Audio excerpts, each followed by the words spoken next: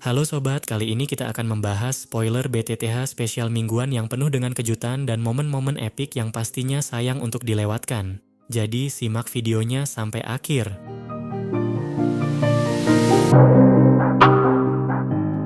Yezong memerintahkan anggota klan untuk membersihkan aula besar sebelum secara pribadi memimpin kelompok Xiao yang ke bagian terdalam dari kediaman klan Ye.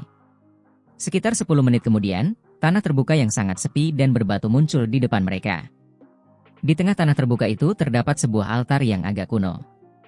Batu-batu besar yang digunakan untuk membangun altar itu dipenuhi dengan jejak waktu. Jelas, altar ini sudah ada sejak lama.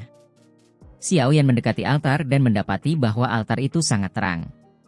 Selain itu, semakin dekat dia ke altar, semakin panas dan murni energi di sekitarnya. Banyak sinar cahaya seperti zat tersebar turun dari langit. Setelah dipantulkan oleh dinding batu yang halus, sinar-sinar itu akhirnya berkumpul di sebuah lempengan batu hitam pekat. Ada lubang yang menghubungkan jauh di bawah tanah di bawah lempengan batu. Beberapa bibit api inti akan keluar saat lempengan batu itu dipindahkan. Kemudian, ia akan menerangi sinar matahari yang terkumpul di sini dan membentuk api matahari. Tentu saja, ini adalah kasus di masa lalu. Yezong mendesah pelan dan tertawa getir saat ia menatap altar kuno itu. Apa yang terjadi? Xiao Yan sedikit mengernyit saat mendengar kata-katanya. Sejak beberapa tahun lalu, jarang sekali bibit api inti keluar dari lubang. Tidak mungkin untuk membangkitkan sinar matahari dan membentuk api matahari. Yezong mendesah. Xiao Yan mengangguk pelan. Dia tidak perlu bergantung pada api matahari apapun untuk tujuannya. Yang ingin dia lakukan hanyalah meminjam energi alami dan murni dari tempat ini untuk menekan tubuh racun milik Xiao Yi. Xiao Yi, masuklah ke altar. Xiao Yan menoleh dan memberi instruksi kepada Xiao Yi. Xiao Yi mengangguk saat mendengar ini. Jari kakinya menekan tanah dan tubuhnya mendarat dengan lembut di dalam altar. Energi panas dan cahaya yang pekat di sekitarnya menyebabkan alisnya terangkat vertikal karena dia merasa tidak nyaman. Xiao Yan ragu sejenak setelah melihat Xiao Yi memasuki altar. Ia sekali lagi memanggil boneka iblis bumi. Setelah itu, ia akhirnya santai dan berjalan ke altar. Tuan Tua Yao, tolong jaga kami. Jangan biarkan siapapun mengganggu. Tian Huo tersenyum sambil mengangguk. Tubuhnya bergerak dan muncul di sebuah pohon besar di tepi tanah terbuka. Akhirnya, dia duduk di sana. Anda dapat yakin bahwa kecuali seorang Douzun elit datang ke tempat ini secara pribadi, tidak ada seorang pun yang dapat mengganggu Anda. Yezong pun dengan bijak mundur jauh saat melihat hal ini. Xiao Yan mengangguk pelan. Matanya mengamati sekelilingnya. Ada banyak dinding batu di sekeliling altar ini. Jika seseorang tidak mendekatinya, akan sulit untuk melihat apa yang terjadi di dalam dari luar. Oleh karena itu, tempat ini bisa dianggap sebagai tempat tersembunyi. Xiao Yan mengalihkan pandangannya. Ia menatap Xiao Yi di depannya, yang tampak sedikit gelisah. Sambil tertawa pelan, ia berkata, "Kalau begitu, aku juga harus mulai." Xiao Yi mengangguk saat mendengarnya. Ia menghirup udara dalam-dalam dan menekan kecemasan di hatinya. Setelah itu, ia duduk bersila di altar. Ia meluruskan tubuh bagian atasnya. Lehernya yang panjang dan pinggangnya yang ramping membentuk lekuk yang memikat. Xiao Yan juga duduk. Ia mengangkat kepalanya dan melihat cahaya yang tak terhitung jumlahnya yang jatuh dari langit. Tangannya dengan lembut membelai udara yang kosong. Tiba-tiba, perasaan hangat terpancar dari telapak tangannya. Ia merasakan semacam cahaya murni dan panas di bawah sinar matahari. Tidak buruk, Xiao Yan sedikit memuji. Ini memang tempat yang bagus. Bahkan jika dia tidak melakukan apapun, tempat ini akan menyebabkan tubuh racun milik Xiao Yi tertekan secara alami. Dengan demikian, mereka akan dapat menghindari situasi meletusnya tubuh racun di tengah jalan, yang menyebabkan beberapa masalah yang tidak perlu. Tatapan mata Xiao Yan sedikit bergeser. Setelah itu, pandangannya berhenti pada lempengan batu hitam pekat yang ada di altar. Yezong telah menyebutkan bahwa lempengan batu ini adalah kunci untuk mengaktifkan altar ini. Tangan Xiao Yan dengan lembut mendorong lempengan batu hitam pekat itu. Rasa panas menyeruak dari dalam. Namun, hal itu tidak menyebabkan Xiao Yan sedikit pun merasa tidak nyaman. Ia menggunakan sedikit tenaga dan mendorong lempengan batu itu ke samping di tengah suara retakan. Batu prasasti itu perlahan disingkirkan dan sebuah lubang hitam sebesar kepala muncul di depan mata Xiao Yan. Kemungkinan besar ini adalah lubang yang disebutkan Yezong. Ketika lempengan batu itu disingkirkan, sesuatu tampaknya telah diaktifkan. Dinding-dinding batu di sekeliling altar bergerak perlahan. Seketika, dinding-dinding itu membentuk dinding batu bundar yang mengelilingi Xiaoyan dan Xiaoyi dengan sangat rapat. Jika dilihat dari luar, yang terlihat hanyalah dinding-dinding batu kuno yang menjulang tinggi. Setelah terbentuknya bentuk lingkaran dinding batu tersebut tampak berangsur-angsur menjadi halus. Semakin banyak sinar cahaya yang dipantulkan oleh dinding batu yang seperti cermin. Akhirnya, sinar-sinar tersebut berkumpul di lubang di tanah ini. Cahaya yang terang dan menyilaukan itu sangat menyilaukan. Meskipun sinar matahari telah terkumpul, tidak sedikit pun tunas api yang keluar dari lubang di tanah. Oleh karena itu, apa yang disebut api matahari tidak muncul.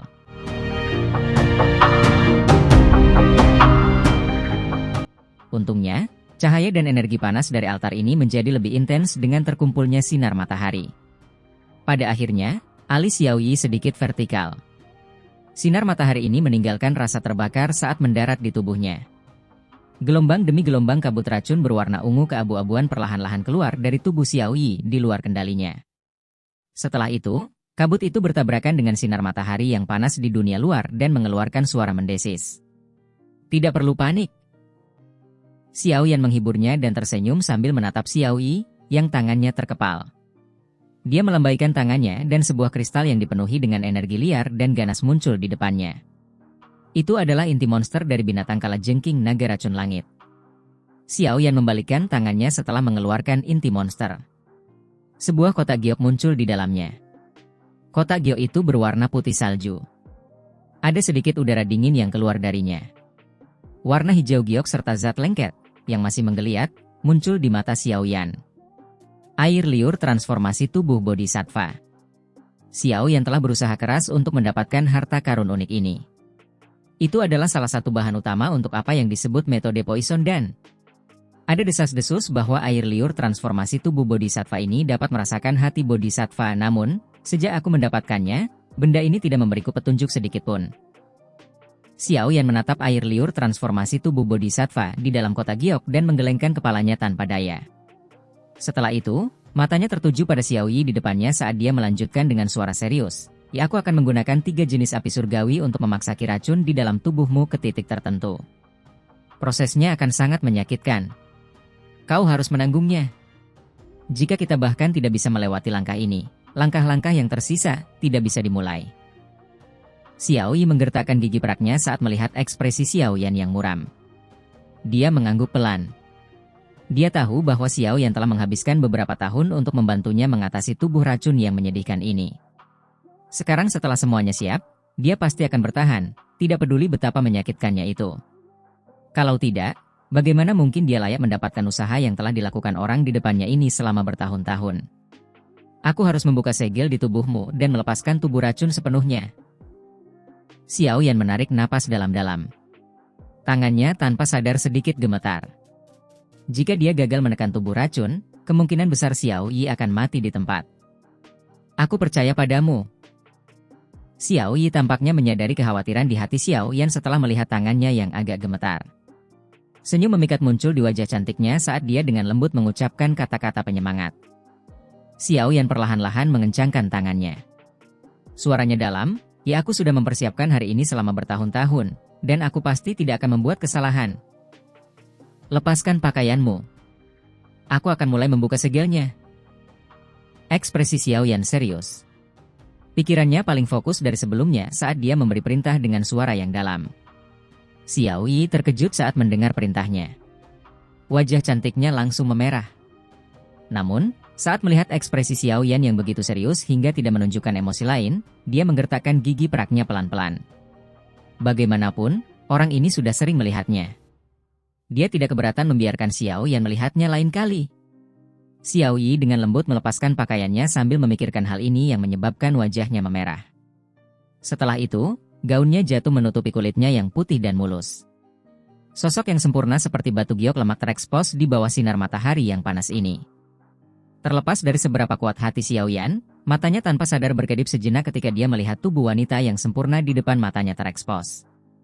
Namun, dia dengan cepat memfokuskan pikirannya. Matanya tertuju pada tubuh Xiao Yi. Tubuhnya yang seperti batu giok lemak memiliki banyak bekas luka merah samar.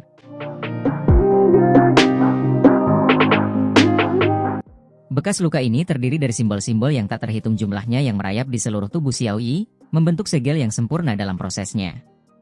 Xiao Yan melengkungkan jari-jarinya. Api hijau giok terbentuk di ujung jarinya. Matanya terfokus saat tangannya berayun dengan kecepatan seperti kilat. Setelah itu, tangannya menekan perut halus Xiao Yi dengan kuat. Asap putih mendesis keluar. Bekas luka merah samar, yang menyebar ke seluruh tubuhnya, perlahan mulai bergoyang di bawah jarinya. Bekas luka itu dengan cepat memucat.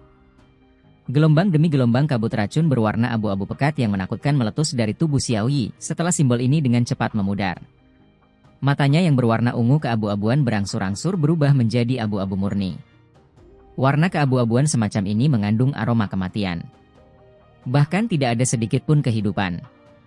Sekilas, seseorang akan merasakan perasaan berdebar-debar yang tampaknya telah menyebar dari dalam jiwa mereka. Saat tubuh racun menyedihkan meletus sepenuhnya, warna keabu-abuan ini akan dengan cepat melahap semua kekuatan kehidupan milik pemiliknya. Warna merah cerah di wajah Xiao Yi dengan cepat menghilang setelah kabut racun berwarna keabu-abuan menyebar. Wajahnya yang awalnya lembut perlahan berubah tanpa ekspresi. Namun, rasa sakit dan perjuangan yang samar-samar merembes dari antara kedua alisnya menunjukkan bahwa dia menahan serangan balik dari tubuh racun. Mereka berdua terdesak waktu. Sebuah pikiran terlintas di benak Xiao Yan saat api hijau giok menyembur keluar dari mulutnya. Cincin hitam pekat di jarinya perlahan bergetar. Api berwarna putih pekat perlahan melengkung dan membubung. Xiao Yan meraih kumpulan api putih pekat ini. Ia memasukkannya ke dalam api hijau giok miliknya. Ketiga jenis api itu mengalami perubahan drastis saat bersentuhan. Namun, Xiao Yan sudah menguasai perubahan semacam ini. Ia menghabiskan waktu sebentar sebelum ia benar-benar menggabungkan ketiga jenis api itu. Ciptaan terakhir dari penggabungan tiga jenis api surgawi adalah api hijau putih murni. Api itu perlahan naik sementara gelombang kekuatan penghancur perlahan menyebar darinya. Xiao Yan ragu-ragu sejenak setelah penggabungan tiga jenis api surgawi yang berhasil. Dia melirik kabut racun abu-abu yang keluar dari tubuh Xiao Yi di depannya. Dia kemudian menghirup udara dalam-dalam. Dia melambaikan tangannya dan api hijau putih itu keluar. Api itu mengembang dan melingkari tubuh Xiao Yi. Api baru saja menyelimuti Xiao Yi ketika gas beracun berwarna abu-abu pekat di sekujur tubuhnya mengeluarkan suara mendesis yang kuat, seolah-olah telah bertemu musuh bebuyutannya. Setelah itu, gas beracun itu mundur secepat kilat, kembali ke tubuh Xiao Yi. Mata ungu keabu-abuan milik Xiao Yi langsung berubah menjadi warna abu-abu murni saat gas beracun memasuki tubuhnya. Aura mematikan terpancar darinya.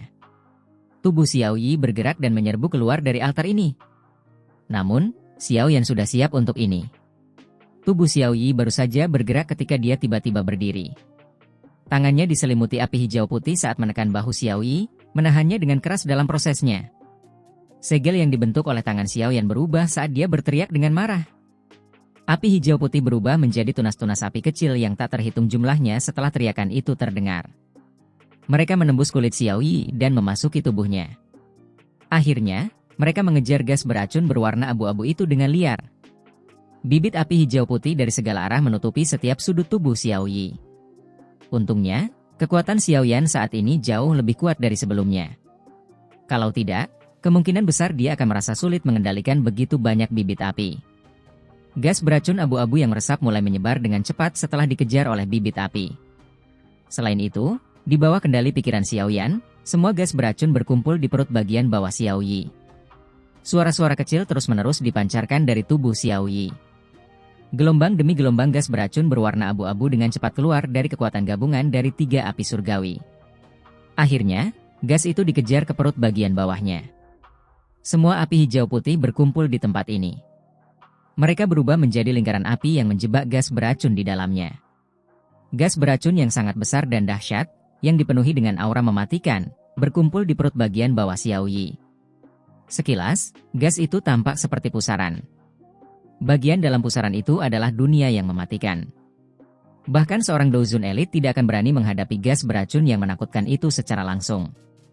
Jika Xiao Yan tidak mengandalkan kekuatan tiga jenis api surgawi, dia akan terkikis oleh gas beracun semacam ini hingga tak bersisa hanya dengan kontak pertama. Bahkan tidak perlu berbicara tentang cara mengusirnya. Mengumpulkan gas beracun, menggantinya dengan inti monster, dan menggunakan air liur transformasi tubuh bodhisattva untuk... Xiao Yan mendesah pelan setelah merasakan gas beracun yang terkumpul. Ia tiba-tiba meraih inti monster kristal dari binatang kalajengking naga racun langit, dan meletakkannya di perut bagian bawah Xiao Yi. Kristal itu baru saja bersentuhan dengan kulit Xiao Yi ketika dia secara aneh memancarkan cahaya yang tidak biasa. Setelah itu, kristal itu perlahan menyatu dengan kulitnya. Inti monster itu secara aneh ditelan oleh kulit Xiao Yi, dan segera memasuki pusaran gas beracun berwarna abu-abu. Setelah itu, ia bertahan di tengah pusaran itu. Ekspresi Xiao Yan menjadi lebih serius setelah berhasil memasukkan inti monster. Pandangannya beralih ke kotak giok di sampingnya, tempat air liur transformasi tubuh bodhisattva berada. Langkah selanjutnya adalah yang paling penting.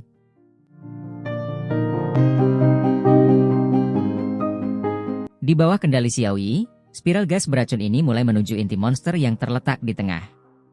Inti monster mulai memancarkan energi liar dan ganas di hadapan gas beracun dalam upaya menahan erosi. Benturan gas beracun dan energi liar semacam ini tidak berlangsung lama sebelum tiba-tiba melepaskan gelombang suara teredam yang dalam. Energi di dalam inti monster dengan cepat ditelan dan ditempati oleh uap racun menyedihkan. Bersamaan dengan terkikisnya gas beracun ini, inti monster mulai berputar, dan kristal mulai memancarkan kilau abu-abu. Spiral gas beracun berwarna abu-abu terus berputar dengan kecepatan tinggi.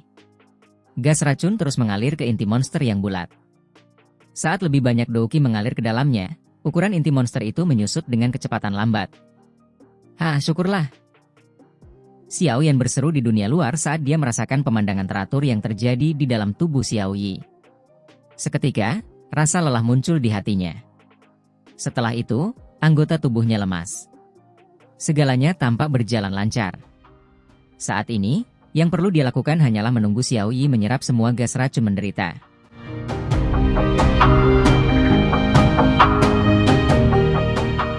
Begitu racun dan terbentuk, gas racun menderita akan sepenuhnya berada di bawah kendali Xiao Yi. Gas itu tidak akan meletus tanpa alasan. Sudah bertahun-tahun sejak dia berjanji kepada Xiao Yi. Sekarang, dia akhirnya memenuhinya. Saat Xiao Yan sedang menyelesaikan masalah tubuh racun menyedihkan untuk Xiao Yi, ada aura dingin menyebar dalam aula besar yang terletak jauh di dalam wilayah es yang jauh dari kota Ye. Kau pergi bersama 54 orang, namun kau satu-satunya yang kembali. Tianxi, apakah ini pertanggungjawaban yang kau bawa kembali? Sosok berjubah putih duduk di singgasana sedingin es di aula sedingin es. Sepasang mata tanpa emosi melirik lelaki tua yang merayap di tanah di dalam aula. Namun, suaranya yang tenang menyebabkan hawa dingin di dalam aula membumbung tinggi. Kepala lembah, seluruh masalah ini tidak ada hubungannya dengan bawahan ini. Semua ini karena ada kesalahan dalam laporan. Ada seorang dozun elit di kelompok itu. Bawahan ini bisa dianggap beruntung karena berhasil melarikan diri dan kembali kali ini. Lelaki tua di lantai aula itu mengangkat kepalanya. Dia adalah tetua Tianxi yang berhasil lolos dari tangan Tian Huo Zunze. Douzun? Berapa bintang Douzun? Sebuah riak muncul di mata sosok manusia di singgasana sedingin es itu ketika dia mendengar ini. Dia seharusnya hanya seorang Douzun bintang 1. Kalau tidak, bawahan ini tidak akan bisa lepas dari tangannya. Tianxi ragu sejenak sebelum menjawab dengan hormat. Tidak heran dia mampu mengubah Tianxi menjadi keadaan yang menyedihkan. Dia adalah Douzun bintang 1. Sebuah suara tua tiba-tiba terdengar. Jika seseorang mengikuti suara itu dan melihat ke sana, orang itu akan melihat seorang lelaki tua lain dengan pakaian kulit putih yang terletak di sudut aula. Senyum tersungging di wajah lelaki tua ini. Dia tidak memiliki rasa hormat yang ditunjukkan orang biasa saat menyebut seorang Douzun. Hanya 1 bintang ya, sosok manusia di singgasana sedingin es itu mengangguk pelan. Jarinya menekan pelan sandaran lengannya yang besar. Sesaat kemudian, dia berbicara dengan suara samar, diri yang terhormat ini harus mendapatkan tubuh racun. Jika itu adalah Douzun bintang 1, dia tidak memiliki kualifikasi untuk membuat diri yang terhormat ini menyerah. Apakah kau tahu kemana kelompok itu menuju? Tianxi menggelengkan kepalanya karena malu ketika mendengar pertanyaannya. Dia hampir tidak punya waktu untuk melarikan diri. Di mana dia akan menemukan waktu untuk memikirkan keberadaan orang-orang itu? Sosok manusia di singgasana es itu mengerutkan kening saat melihat Tianxi menggelengkan kepalanya. Rasa dingin yang membuat jantung berdebar-debar perlahan-lahan menyebar ke seluruh aula. Tianxi gemetar karena hawa dingin yang menakutkan ini yang bahkan dapat menyebabkan Dou Qi membeku. Ceka-ceka, Bing Zunze, tidak perlu marah. Kami tahu di mana kelompok orang itu berada. Tiba-tiba, uap hitam aneh muncul di dalam aula sementara hawa dingin menyebar. Seketika, kabut hitam berkumpul, berubah menjadi sosok manusia. Kabut hitam bergoyang dan suara dentingan logam samar terdengar dari dalam. Aula jiwa. Kalian benar-benar datang ke lembah sungai esku, sungguh tamu yang langka. Dimunculnya kabut hitam itu tidak membuat sosok manusia di singgasana sedingin es itu merasa sedikit pun terkejut. Dia hanya berbicara dengan sikap acuh tak acuh. Ceka-ceka, ada seseorang di dalam kelompok itu yang menjadi target aula jiwa kita. Karena kita punya motif yang sama, kita mungkin bisa bergandengan tangan kali ini. Apa yang dipikirkan Bing Zunze? Tawa aneh terdengar dari kabut hitam yang bergoyang. Tubuh racun itu milik lembah sungai es milikku. Kami akan menyerahkan sisanya padamu. Sosok manusia di singgasana sedingin es itu perlahan berdiri. Udara yang menakutkan tampaknya telah dimuntahkan dari napasnya, berubah menjadi aliran dingin yang menyebar. Dia mengucapkan kata-kata ini dengan lembut setelah melirik sosok yang terbuat dari kabut hitam itu.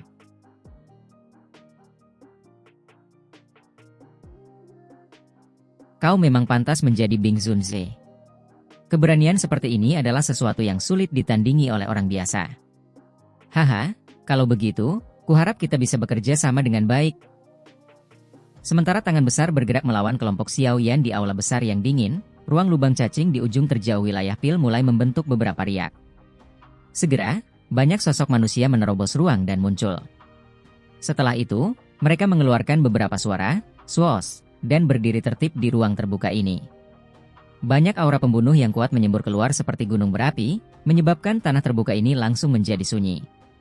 Semua orang tercengang saat mereka melihat sosok berwarna hitam itu. Jantung mereka yang memiliki penglihatan lebih kuat akan berdetak cepat saat ini karena mereka akan menemukan bahwa yang terlemah di antara sosok-sosok hitam ini berada di kelas Do Huang.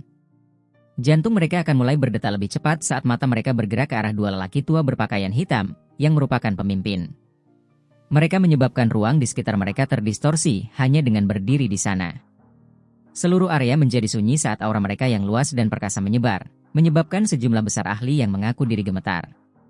Sosok-sosok hitam ini tidak langsung pergi setelah mendarat di tanah karena ruang di sekitarnya kembali terdistorsi segera setelah mereka mendarat. Ketika ruang itu terdistorsi, banyak sosok hitam, kecuali dua lelaki tua yang memimpin, mengeluarkan suara desiran. Mereka berlutut di ruang terdistorsi itu dengan satu lutut di tanah di depan banyak mata yang terkejut. Ada rasa hormat yang datang dari hati mereka yang tampak di mata mereka. Banyak tatapan mata yang tumpul perlahan beralih ke ruang yang terdistorsi. Para ahli Douzong berlutut dan menyambut sementara para elit Douzun menundukkan kepala mereka. Barisan yang mengerikan ini adalah sesuatu yang baru pertama kali mereka lihat selama bertahun-tahun. Mereka benar-benar ingin tahu siapakah orang yang memiliki otoritas tertinggi yang memiliki kehebatan seperti itu? Kemungkinan besar bahkan 3 lembah dan 2 sekte tidak memiliki kemampuan seperti itu. Ruang yang berfluktuasi itu perlahan berhenti di depan mata banyak orang yang tak berkedip. Seketika, sosok yang lembut perlahan muncul di ruang yang terdistorsi itu. Setelah itu, dia mengangkat kakinya dengan lembut dan melangkah melalui ruang itu, muncul di area yang cerah ini. Wanita berpakaian hijau yang tampak anggun itu dengan lembut meletakkan kakinya di tanah kosong sementara seluruh tempat itu sunyi. Wajahnya yang memikat dan elok terangkat dengan lembut. Dia melihat ke arah kota Ye yang jauh. Seketika, dia tersenyum. Senyum yang dapat menghancurkan sebuah kota. Xiaoyan Gege. Dengan Sun Er di sekitar, siapapun yang berani menyentuhmu, aku akan membunuh mereka.